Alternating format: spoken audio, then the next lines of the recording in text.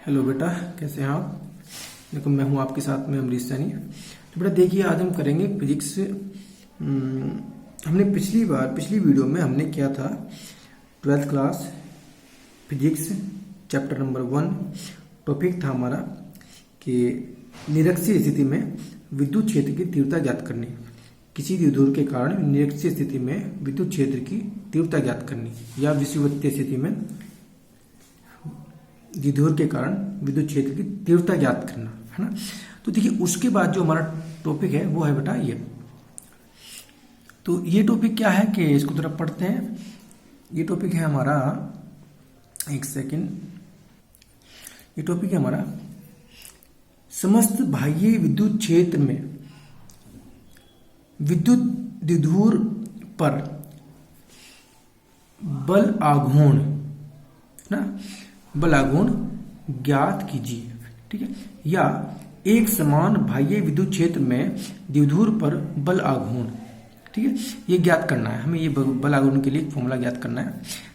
चलिए जरा करते हैं, इसको पढ़ते हैं क्या है इसमें समझ लीजिए जरा क्या है इसमें। इसने कहा है कि भाई कोई हमारे पास समरूप विद्युत क्षेत्र है, यानी कि एक विद्युत क्षेत्र है। विद्युत क्षेत्र क्या है, वो समरूप है। समरूप का मतलब है उसकी डायरेक्शन सेम है, उसकी डायरेक्शन जो है चेंज नहीं हो रही, यानी कि एक ही डायरेक्शन में वो क्षेत्र जो है चल रहा है ना। जैसे कोई आवेश है और उस आवेश से कुछ जो है एक क्षेत्र बना हुआ है, उस क्षेत्र की जो डायरेक्शन है वो एक समान है, यानी कि चेंज नहीं हो रही बार बार। ठीक है, तो उसमें क्या करना है, उसमें आपको कुछ द्विध्रुव रखना है, और द्विध्रुव रखने के बाद हमें बताना है कि भाई इस पर किस प्रकार का फोर्स लग रहा है, और फोर्स जो लग रहा है तो वो जो बल है वो किस प्रकार का लग रहा है ना, वो कितना लग रहा है, तो ये हमें बताना है। चलिए जरा पढ़ते हैं। तो हेडिंग क्या क्वेश्चन है, डायरेक्ट हम करते हैं। माना एक समरूप, जो मैं बोलता रहूंगा उस पर थोड़ा ध्यान देना, ठीक है ना, क्योंकि हो सकता है इसमें दिखने में कुछ प्रॉब्लम हो जाए, बहुत सी बार वीडियो साफ नहीं आ पाती है ना, इसलिए मेरी आवाज पर ध्यान रखना।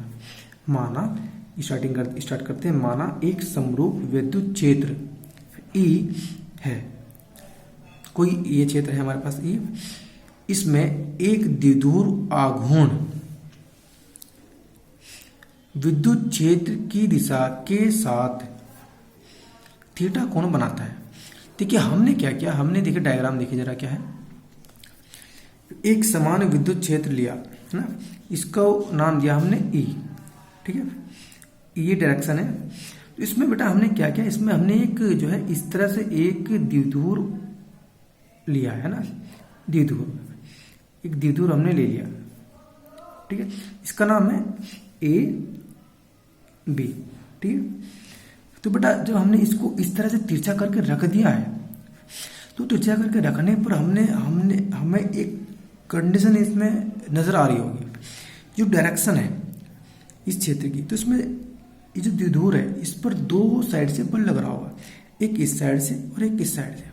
तो इस साइड में जो फोर्स लग रहा होगा वो इधर से लग रहा होगा, इधर से, है ना, इधर से जो फोर्स लग रहा होगा इस तरह से इधर की ओर, और इधर से जो फोर्स लग रहा होगा वो इधर की ओर लग रहा होगा, ठीक है भैया। जैसे कि मैं आपको बताऊं, देखिए मेरे पास जैसे कि मेरा पेन है और मैंने इसको ऐसे रख दिया। सपोज मैं इधर से पानी डालूं, यानी कि मैं इसको इधर से कोई फोर्स लगाऊं, इस तरह से, है ना, लगाया ना, तो आप देख रहे हैं कुछ नजर आ रहा है ना, यानी कि ये इधर की ओर आ रहा है, और ये जो पोर्शन है नीचे का जो पोर्शन है, ये वाला जो पोर्शन है ये इधर की ओर जा रहा है ना, इधर की ओर जा रहा है अपोजिट साइड में। तो ये बेटा इस तरह से हमें बल का अनुभव होगा, ठीक है। तो ये कंडीशन इस तरह से, ये आपको इसलिए डायग्राम उतार लेना है। इसकी लंबाई जो है वो हमारे 12 है। ये इधर हमारे पास माइनस क्यू आवेश है, इधर प्लस क्यू आवेश है, तो ये आवेश चेंज हो सकते हैं, कोई दिक्कत वाली बात नहीं है। आप इधर माइनस प्लस भी रख सकते हैं, उधर माइनस रख सकते हैं। खैर चलिए, तो बेटा फिर क्या करेंगे, ये हमारा कुछ डायग्राम है, तो हमें ये बताना है कि इस पर जो फोर्स लग रहा है भैया वो क्या फोर्स लग रहा है, वो कितना फोर्स है ना। तो चलिए जरा पढ़ते हैं, करते हैं। द्विध्रुव पर लगने वाला बल युग्म आघूर्ण टो, ठीक है बेटा। यहां पर हमने बल युग्म आघूर्ण ये क्यों लिया है ना, ऐसा क्यों लिया है, इसको समझेंगे। कंडीशन क्या होती है कि यदि किसी वस्तु पर, कोई वस्तु है और उस पर सपोज जैसे कि ये कोई पेन ही है हमारा, इस पर हम बल लगाने लगे, है ना, और ये बल लगाने पर इसके एंगल में परिवर्तन होने लगे, है ना, यानी कि एक प्रकार से आप ये समझ लीजिएगा कि यहीं पर ही अपने राउंड राउंड जो है चक्कर लगाने लग जाता है। तो जब किसी वस्तु पर जो किसी वस्तु पर कोई ऐसा बल लगे जिससे वह वस्तु अपने चारों ओर राउंड यानी कि चक्कर लगाने लगे, ठीक है, या उसके एंगल में परिवर्तन होने लगे, तो वो जो बल होगा उस बल को हम बल आघूर्ण कहते हैं, ठीक है ना, ठीक है। और इसमें क्या कंडीशन हमने पढ़ी है, इसमें दो साइड से बल लग रहा है, इस साइड से लग रहा है और इस साइड से हमें महसूस हो रहा है, तो इसलिए हमने इसको कहा है बल युग्म। युग्म का मतलब होता है पेयर, जोड़ा, दो बल एक साथ काम कर रहे हैं। विद्युत द्विध्रुव पर लगने वाला बल युग्म आघूर्ण टो, तो ये जो बल युग्म आघूर्ण होता है बेटा, इसको हम टो से रिप्रेजेंट करते हैं, दर्शाते हैं, ठीक है। ये जो बल होगा ये किसके बराबर होगा, बल जो नॉर्मल बल हम कहते हैं, वो जो हमने लगाया ऊपर की ओर है ना, वो बल इनटू इन दोनों के बीच की जो डिस्टेंस है ना, दोनों आवेशों के बीच की डिस्टेंस है इनटू वो, है ना, ठीक है ना। और लंबवत दूरी हमने यहाँ बात लिखी है कि दोनों दिशाओं के लगने वाले बलों के बीच की लंबवत दूरी, है ना, इस प्रकार की लंबवत दूरी का मतलब आ गया यहाँ पर हम साइन, लंबवत का मतलब होता है जब हम ऐसे ऊपर की बात करते हैं तो साइन थीटा घटक लिया करते हैं, जब हम क्षैतिज की बात करते हैं तो हम कोस लिया करते हैं। तो यहाँ लंबवत की बात करें तो भैया हमने क्या किया है, घबराना नहीं है, बड़े आराम से समझना है, tau equal F into 2L into sine theta, ठीक है। लंबवत की बात कर रहे हैं तो थीटा की जगह हमें 90 डिग्री रखना है, ठीक है ना। तो to equal F into 2L 90 हमने रख दी वैल्यू यहाँ पर, है ना। तो देखिए साइन 90 की वैल्यू होती है हमारे पास, मान होता है 1, तो हमने यहाँ इसकी जगह 1 रख दिया, बाकी ये पूरी जो वैल्यू बरकरार है, ये टो हमारा चल ही रहा है बेटा। तो टो इक्वल हमारे पास ये वैल्यू आ गई। अब ये आने पर देखिए ये एफ क्या है ना। अब एफ को हमने आपको पहले की पिछली वीडियो में बताया था कि तीव्रता ई जो होती है, एफ जो होता है वो तीव्रता कोण में, इस तरह से मैंने आपको बताया था कि एफ जो होगा किसी क्षेत्र के अंदर, इस तरह से मैंने आपको कुछ बताया था ना, इस तरह से कि यदि कोई आवेश रखा हुआ है, कोई परीक्षण आवेश किसी क्षेत्र के अंदर रखा है तो उस पर जो बल लग रहा होगा वो तीव्रता और उस आवेश के अनुपात के बराबर होता है ना। इसे हमने ऐसे इधर मल्टीप्लाई भी करके दिखाया था। तो बेटा क्या करेंगे, इसकी मल्टीप्लाई हम इधर कर देंगे, यानी कि हमारे पास में ये आ जाएगा। तो एफ की वैल्यू जो है वो ई क्यू है, तो हम क्या करेंगे, इसमें इस एफ की जगह क्या रखेंगे, ई क्यू रख देंगे, ये हमने रख दिया। ये 12 हमारा बरकरार है, ठीक है। अब बेटा हम ये देख रहे हैं कि Q2QL है ना, ये जो हम देख रहे हैं ये क्या हो रहा है बेटा, कुछ समझ आया क्या, ये द्विध्रुव आघूर्ण P की क्वेश्चन में कहा है कि द्विध्रुव आघूर्ण के लिए सूत्र फाइंड करना है हमें। द्विध्रुव आघूर्ण यानी कि P आना चाहिए और टो आना चाहिए, आघूर्ण की बात कर रहे हैं, समझ में आ रही बात ना। तो इसलिए हमने क्या किया, ये जो वैल्यू है इसकी जगह क्या रखेंगे, P रखेंगे, तो हमारा जो है ये इसकी जगह पूरी जगह P आ जाएगा। तो EP ये हमारा क्वेश्चन सॉल्व, ठीक है। तो इस तरह से कंडीशन क्या थी, देखिए क्वेश्चन समझ लेंगे क्या करना था हमें। समरूप बाह्य विद्युत क्षेत्र में विद्युत द्विध्रुव पर बल आघूर्ण, यानी कि विद्युत द्विध्रुव हमारा P होता है ना, और आघूर्ण है हमारा टो। तो इसमें हमारा ये संबंध आ गया, एक फॉर्मूला आ गया। तो ये हमें इतना ही करना था। नेक्स्ट हम करते हैं, इसके बाद कुछ पॉइंट हैं जो नोट में है, जो आपको याद करने होंगे, समझने होंगे। बेटा ये नोट है, कुछ आपको याद करना है, बहुत जरूरी है। ये 1 मार्क्स के आते हैं ऑब्जेक्टिव में, है ना, क्योंकि इसमें हमारे 4 क्वेश्चन ऑप्शनल आते हैं, ऑब्जेक्टिव आया करते हैं। फिजिक्स में 4 क्वेश्चन स्टार्टिंग के 1 नंबर के ऑब्जेक्टिव आते हैं, ठीक है। उसमें फिर 4 क्वेश्चन 1 मार्क्स के ही हमें सोल्व करने वाले आते हैं, है ना, जिनमें 1 वर्ड में ही हमें आंसर देना होता है, या 2-3 शब्दों में ही उस क्वेश्चन को खत्म करना होता है। तो 8 क्वेश्चन हमारे 1 मार्क्स के आते हैं। तो उनमें से उनके लिए ये उनकी दृष्टि से, उन क्वेश्चनों की दृष्टि से ये नोट हैं जिनको आपको पढ़ना है। देखिए एप्सिलॉन नोट की वैल्यू होती है 8.854। ये मैं याद करने, वैसे तो ये वैल्यू हमें पेपर में भी दी जाती है, इसको मैंने लिखवाया ऐसे ही, पेपर में नहीं आती है, इसको समझना है क्योंकि इसकी ये वैल्यू हमें कभी कभी न्यूमेरिकल्स में हमें रखनी पड़ती है, तब जा करके हमसे न्यूमेरिकल हो पाता है।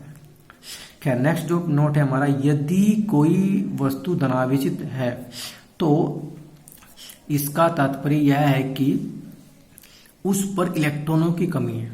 तो बेटा इसमें क्या होता है, यदि हमारे पास किसी वस्तु पर धनावेश है तो समझ लेना कि उस पर इलेक्ट्रॉनों की कमी है। ठीक है, नेक्स्ट पॉइंट, दो दिए गए आवेशों के बीच लगने वाला बल उनके बीच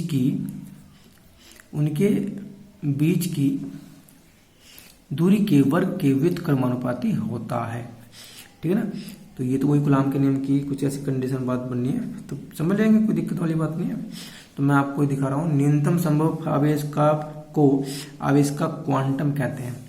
न्यूनतम संभव आवेश का क्वांटम कहते हैं या क्वांटा कहते हैं। बेटा क्वांटा होता है वो, क्वांटम तो फिर वो ज्यादा हो जाएंगे।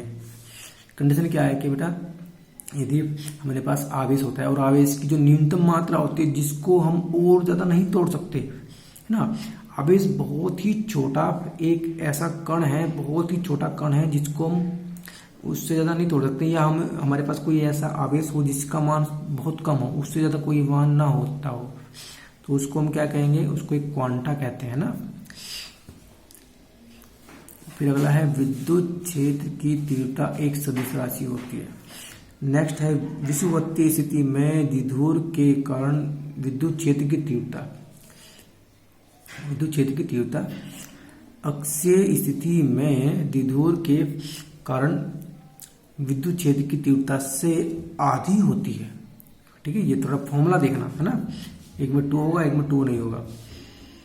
आगे है फिर अगला पॉइंट है हमारे पास, आवेश का न्यूनतम संभव मान ये होता है 1.6 इंटू 10⁻⁻19 कूलाम होता है।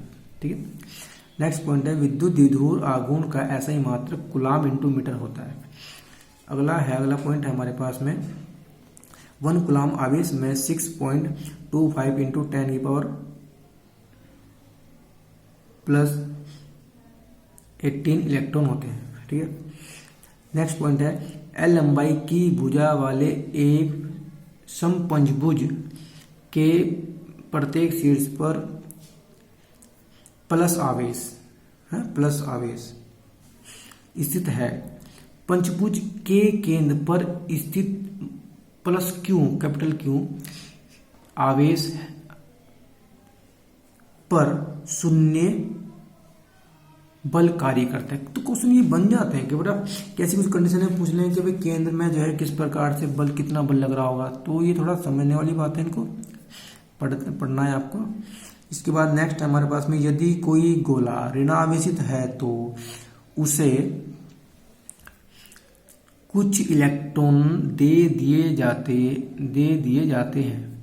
ठीक है, दे दिए जाते हैं। यदि कोई गोला पॉजिटिव है तो उसे कुछ इलेक्ट्रॉन पॉजिटिव है तो उससे क्या करते हैं, इलेक्ट्रॉन निकाल लेते हैं। कंडीशन है कि यदि कोई गोला ऋणावेशित है तो उसको हम क्या करते हैं, इलेक्ट्रॉन दे देते हैं। और यदि कोई गोला पॉजिटिव है यानी कि उस पर जो आवेश है वो प्लस का है ना, धनावेशित है, तो उसे क्या करते हैं, इलेक्ट्रॉन हम निकाल लेते हैं।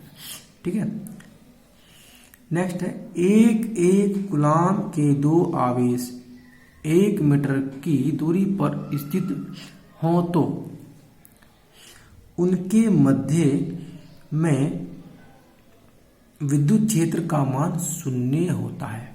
ठीक है, ये नोट है जो याद रखना है। 2 आवेशों को मिलाने वाली रेखा पर आवेशों के बीच किसी बिंदु पर विद्युत क्षेत्र 0 होता है तो इससे यह तात्पर्य होता है कि दोनों आवेश सजातीय हैं।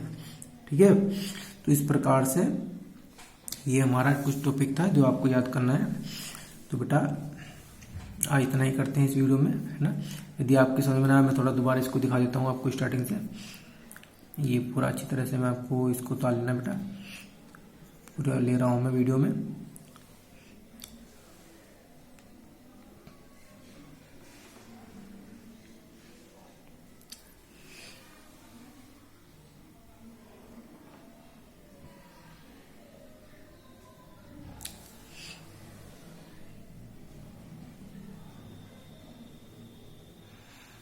ओके बेटा, आज इतना ही करते हैं, आगे मिलेंगे नेक्स्ट टॉपिक।